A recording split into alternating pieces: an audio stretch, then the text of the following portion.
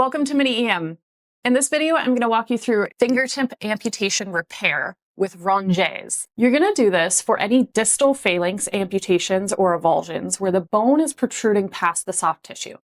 And the goal is that you need to use the rongeur to shorten the exposed bone just enough to get the existing skin flaps to cover the defect. For this video, assume that you've already done a digital block. You can check out our other videos for that technique. Apply a finger tourniquet at the base of the digit, and this will give you a bloodless field to work in. They make pre-made ones, but you can also just cut the digit part of a sterile glove and roll it up onto your patient's finger.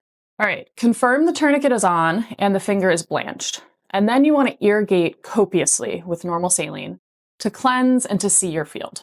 Make sure you explore the wound, identify any foreign bodies, and get a clear sense of how much bone is exposed. The important thing to confirm here is that the tendon is intact. The whole principle here when you're using the rongeur is that you need to shorten the bone the minimum amount needed to close the flap without tension.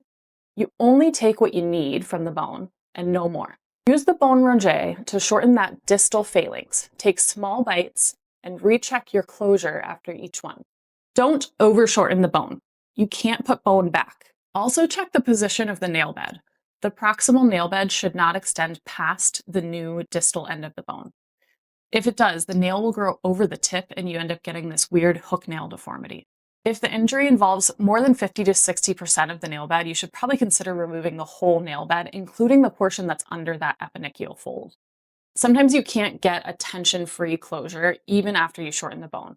So stop and let it heal by secondary intention or give ortho a call. Okay, so you've rongeured enough bone that you can actually close up that skin. So now's the time to suture those distal skin folds.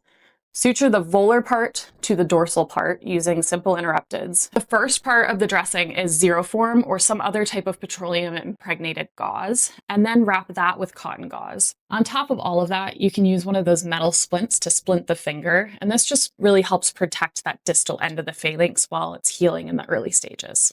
All right, that's how you repair a fingertip amputation.